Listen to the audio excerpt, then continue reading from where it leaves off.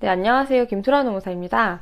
회사에서 갑자기 해고를 당해서 이제 회사를 신고하려고 하는데 어디서부터 어떻게 준비해야 될지 모르겠다. 이렇게 상담 오시는 분들이 굉장히 많습니다. 그래서 오늘은 부당해고로 보상받기 위해서 꼭 알아야 하는 내용들을 좀 쉽게 정리를 해서 설명드려 보려고 합니다. 솔직히 개인 대 회사랑 싸우는 건데 내가 잘 모르는 상태로 신고만 하면 이길 수 있는 확률이 많이 떨어지겠죠. 그래서 오늘 영상 끝까지 보시고 부당해고 제대로 싸우는 방법 잘 알아가시면 좋을 것 같습니다. 가끔 해고를 당할 것 같은데 노무사 상담은 언제 받으면 좋은지 이런 것들도 여쭤보시는 분들이 많이 계시더라고요. 해고를 당할 것 같을 때 상담을 받아야 되는지 아니면 해고를 당한 다음에 상담을 받으면 되는 건지 결론적으로 말씀드리면 부당해고 상담은 빠르면 빠를수록 좋습니다. 왜일까요? 부당해고 구제 신청했을 때 근로자가 어떻게 해야 이길 수 있을까요? 답은 증거자료에 있거든요. 증거자료를 모을 때 내가 회사를 다니고 있는 상태여야지 증거자료 수집이 더 수월하겠죠. 증거자료를 어떻게 모을지 그리고 회사랑 어떻게 면담을 진행할지 이런 부분에 대해서 해고되기 전에 노무사랑 상담을 받으셔야지 조금 더 근로자분한테 유리하게 사건을 끌고 갈 수 있기 때문에 저 같은 경우에는 상담은 해고되기 전에 빠르면 빠를수록 좋다 이렇게 말씀을 드리고 있는 편입니다. 노무사 상담료가 그렇게 비싸지는 않으니까요. 상담은 꼭 추천을 드리고요. 증거 자료는 내가 열심히 모았다 치고 어떻게 해야지 회사를 상대로 싸워서 이길 수가 있을까요?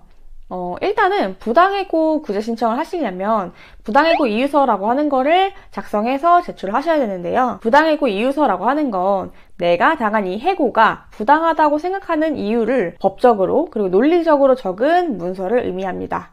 내가 아무리 정말 부당한 상황에서 해고를 당했다고 하더라도 법적인 근거 없이 그냥 부당하다 라고만 얘기를 하면 당연히 부당해고로 인정받을 확률이 많이 떨어지게 되겠죠. 즉 부당해고는 이유서를 잘 쓰셔야지 이길 수 있는 확률이 높아진다 이렇게 보시면 되는데요.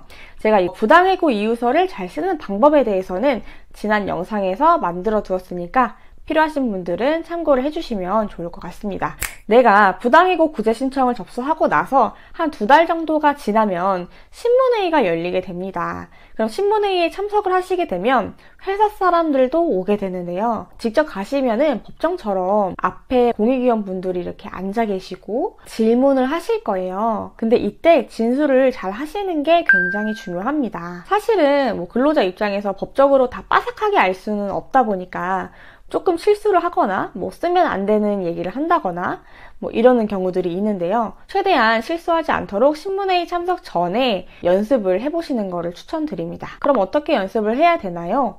보통 이제 노동위원회에 제출하신 이유서가 있을 거고 회사가 제출한 답변서가 있을 건데요.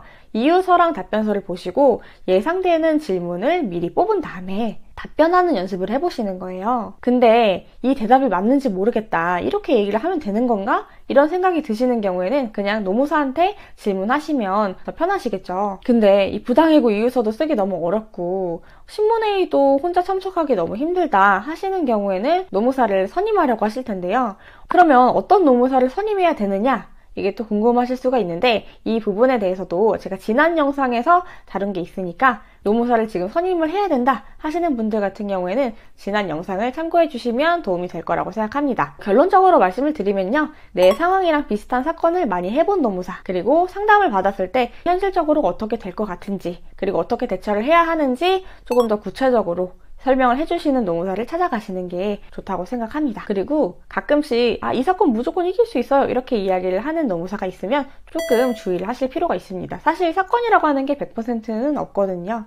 그렇게 부당해고 이유서도 쓰고 노무사를 뭐 선임을 하시거나 상담을 받으신 다음에 신문회의까지 마무리가 되면 보통은 신문회의 당일에 부당해고 관련 판정이 나오고요. 그 판정을 내가 못 받아들이겠다라고 하시면 중앙노동위원회에 재심을 청구를 하실 수가 있습니다.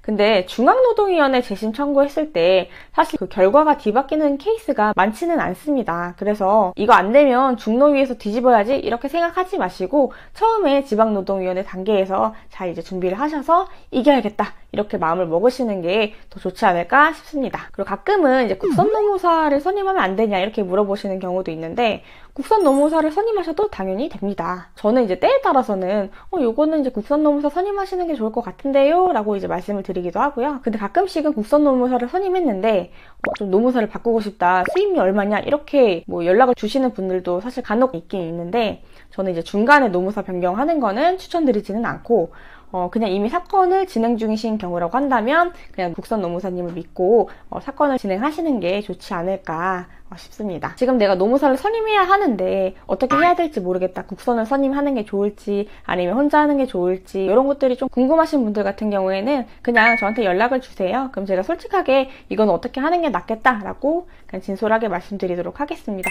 저는 이제 부당해고 관련 영상을 많이 올려서 그런지 그 부당해고 당하신 분들이 상담을 주시는 경우가 정말 많거든요. 근데 요즘에는 진짜 억울하게 해고를 당하는 분들이 정말 많은 것 같아요. 제가 상담을 하면서 가장 마음이 아팠던 말이 해고 당하니까 내가 이 세상에서 정말 쓸모가 없는 사람인 것 같다, 이렇게 이야기를 하시는 분이 계셨거든요. 근데 정말 마음이 아프더라고요. 혹시라도 그런 생각이 드시거나 하신다고 하면 절대 그렇지 않다, 본인은 정말 이제 소중한 존재고 가치 있는 존재다라는 거를 좀 스스로 알아주셨으면 좋겠다고 생각하고요. 오늘 영상이 조금이라도 도움이 되셨다면 구독과 좋아요 부탁드립니다. 감사합니다.